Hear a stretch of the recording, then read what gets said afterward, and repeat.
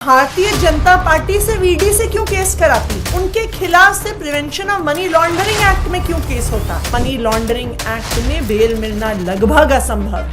क्यों असंभव? अपने दुश्मनों पर भारतीय जनता पार्टी से वीडी से क्यों केस कराती है? सिर्फ prevention of money laundering act में क्यों केस करवाती है? देश में इतने कानून है, प्रिवेंशन ऑफ करप्शन एक्ट है, पूरा आपका सीआरपीसी है, क्रिमिनल प्रोसीजर कोड, लेकिन भारतीय जनता पार्टी के दुश्मनों के खिलाफ या भारतीय जनता पार्टी के जो विपक्षी नेता हैं उनके खिलाफ से prevention of money laundering act में क्यों केस होता है? इसलिए होता है क्योंकि इस देश में सिर्फ एक कानून है, prevention of money laundering act, जिस कानून में बेल मिलना लगभग असंभव है।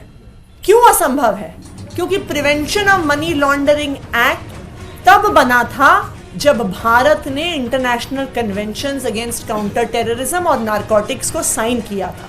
मनी लॉन्ड्रिंग एक्ट में, prevention of money laundering act में बेल इसलिए नहीं मिलती है कि ऐसा ना हो कि मनी लॉन्ड्रिंग करके कहीं किसी आतंकवादियों को पैसा चला जाए, कहीं कोई आतंकवादियों का के द्वारा हमला हो जाए, कहीं कोई ड्रग्स ट्रेडिंग ना हो जाए।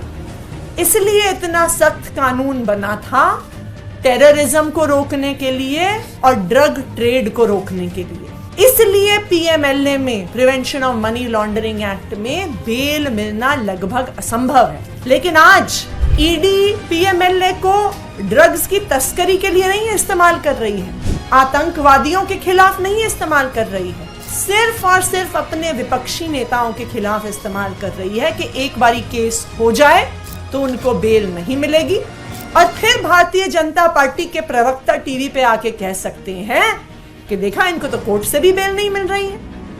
इनको किसी को भी prevention of money laundering act में बेल मिलना लगभग असंभव है।